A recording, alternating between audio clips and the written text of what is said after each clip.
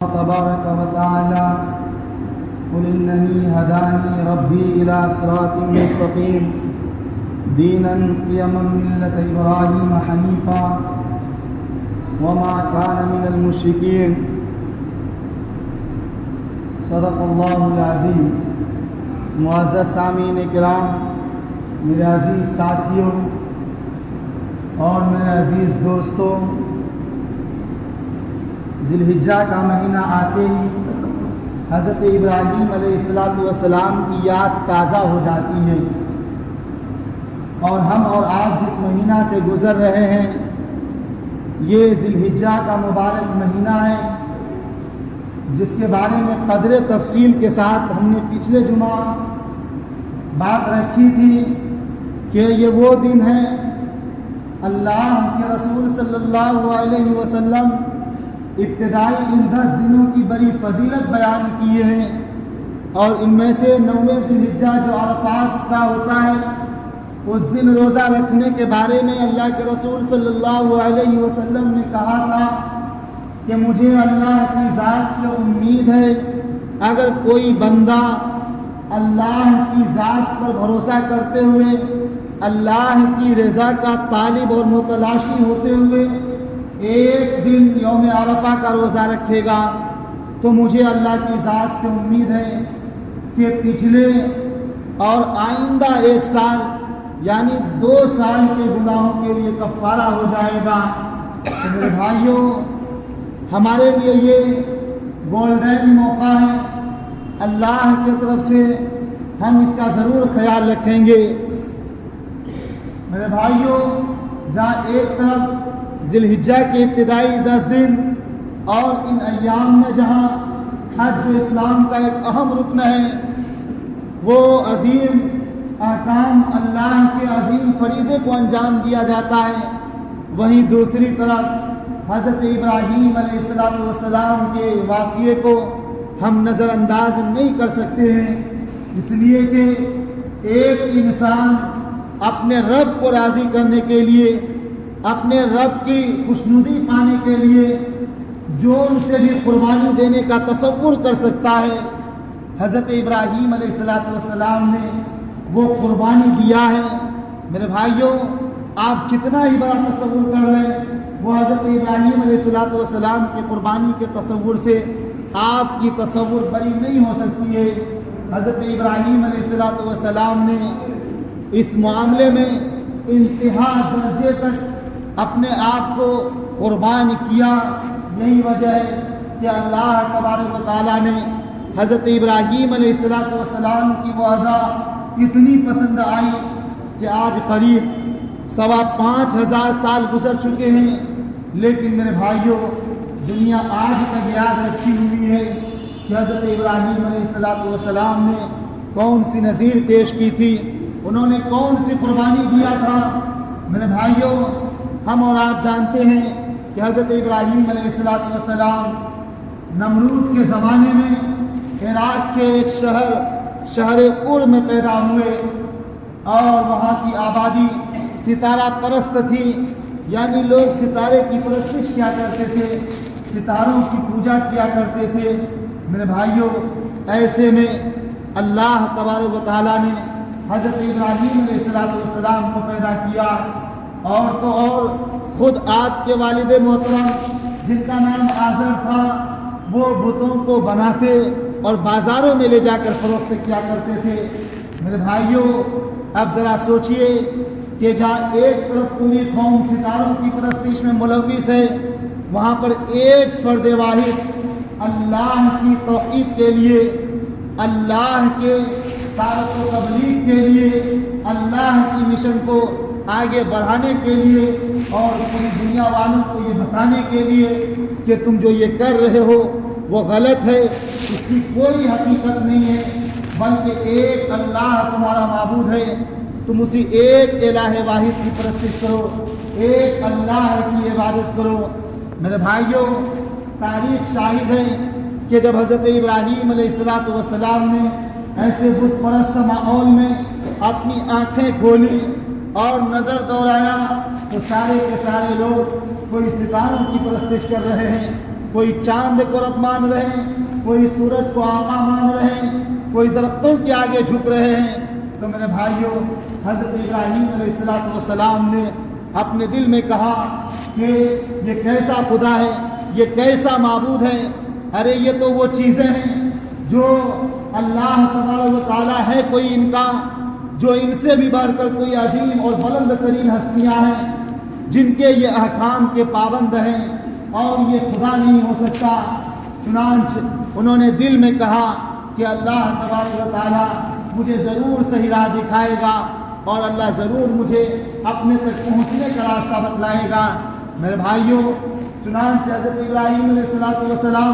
تھوڑے بڑے ہو چکے تھے، اور انہوں نے لوگوں سے، اپنے والد سے سوال کرنا شروع کیا، اے میرے والد محترم،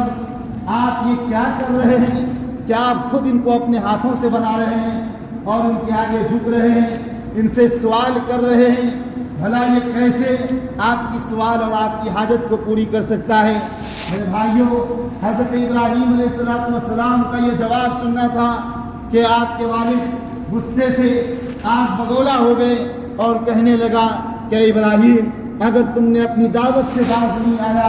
تو میں تمہیں سنسار کر دوں گا، میں تمہیں در بدر کر دوں گا، اپنے گھر سے نکال دوں گا۔ اور میرے بھائیوں، حضرت ابراہیم علیہ السلام موقع کی طاق میں تھے کہ ایک مرتبہ قوم کے لوگوں کا عید آیا،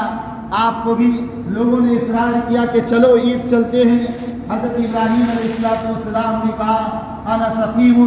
کہ میں روحانی طور پر بیمار ہوں۔ میرے بھائیوں، ایک نبی جو ہوتا ہے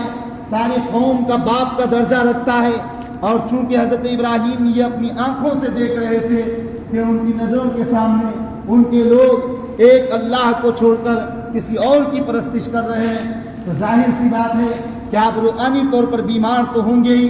آپ کے دل کو کچوکا لگا ہی ہوگا، آپ کے دل میں تکلیف تو ہوئی ہوگی۔ چنانچہ اسی کو اظہار کے لیے آپ نے کہا انا سقیم، میں بیمار ہوں۔ چنانچہ لوگوں نے سمجھا کہ ظاہری طور پر یہ بیمار ہے، حالانکہ حضرت ابراہیم اندرونی طور پر، روحانی طور پر بیمار تھے۔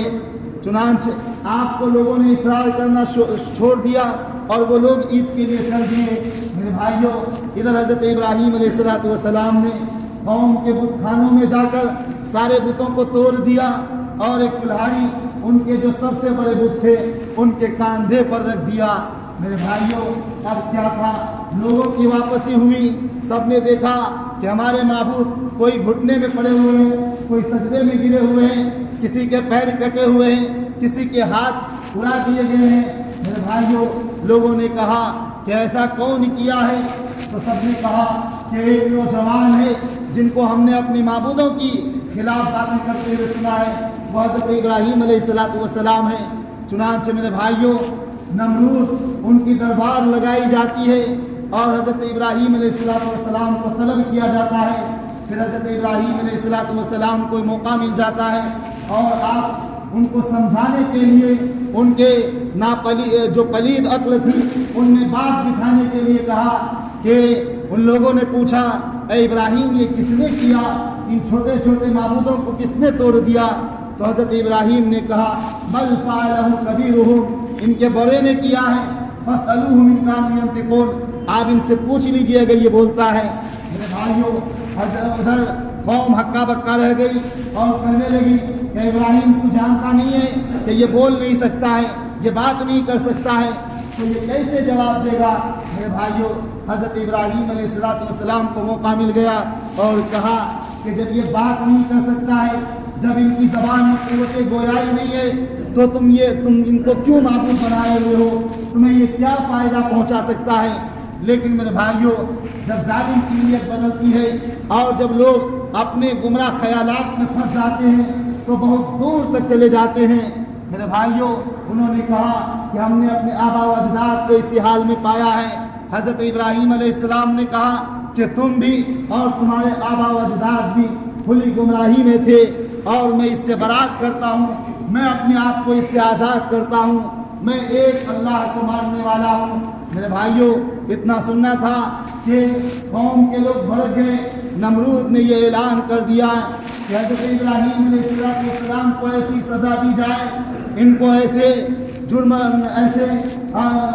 سزا دیا جائے کہ دنیا یاد رکھے، پھر کوئی نوجوان ہمارے خلاف اٹھ کر کھڑے نہ ہو سکے اور یہ کہہ نہ سکے، ہمارے معبود کی کوئی برائی نہ کر سکے۔ چنانچہ یہ طے پایا گیا ابنوا لہ بنیانا کہ ان کے لیے ایک تالاب یعنی ایک آتش زدہ آگ کا شعلہ تیار کیا جائے، فالقوہ فی الجحیم، اور اس میں پھر حضرت ابراہیم علیہ السلام کو ڈال دیا جائے۔ میرے بھائیوں، کہا جاتا ہے کہ سارے لوگوں نے اس میں ثواب سمجھ کر حصے داری کی اور آگ کا ایک بہت بڑا الاؤ، ایک بہت بڑا آتش کدہ تیار کیا۔ اور میرے بھائیوں، حضرت ابراہیم علیہ السلام کو گوفن میں ڈال کر، گوفن ایک قدیم زمانے کا ہتھیار ہوا کرتا تھا جس میں کنکر پتھر ڈال کر زور سے گھما کر پھینکا جاتا تھا تاکہ وہ دور تک پہنچے، چونکہ آگ اتنی بڑی تھی کہ لوگ قریب نہیں جانا چاہتے تھے۔ چنانچہ اس گوفن کا استعمال کیا اور حضرت ابراہیم علیہ السلام کو اس آگ میں ڈال دیا۔ میرے بھائیوں، اب یہ لوگ منتظر تھے کہ حضرت ابراہیم علیہ السلام جل کر بھسم ہو جائیں گے، آج ان کا کام تمام ہو جائے گا۔ لیکن میرے بھائیوں، یاد رکھیے آگ کیوں جلاتی ہے، سائنس سے اس کی بہت سی توجیہیں کریں گی، لیکن صحیح توجہ یہ ہے کہ آگ اللہ کے حکم سے جلاتی ہے۔ اسی طرح پانی پیاس کیوں بجھاتی ہے، اس کی بہت ساری توجیہیں ہیں، لیکن میرے بھائیوں صحیح توجہ یہ ہے کہ پیاس بھی اللہ کے حکم سے پانی پیاس کو بجھاتی ہے۔ اگر اللہ کا حکم نہ آئے تو وہ پانی آپ کے حلق کے نیچے نہ اتر سکے، اگر وہ اتر بھی جائیں، اللہ کا حکم نہ ہو پیاس بجھانے کا، تو آپ گھڑا کا گھڑا پی لیں، پورے ٹینکی خالی کر دیں، لیکن میرے بھائیوں آپ پیاس بجھا نہیں سکتے ہیں۔ چنانچہ اللہ تبارک و تعالیٰ کو حضرت ابراہیم علیہ السلام سے اور بھی بڑے بڑے کام لینے تھے۔ چنانچہ حضرت ابراہیم علیہ السلام کے لیے اللہ نے قرآن کریم میں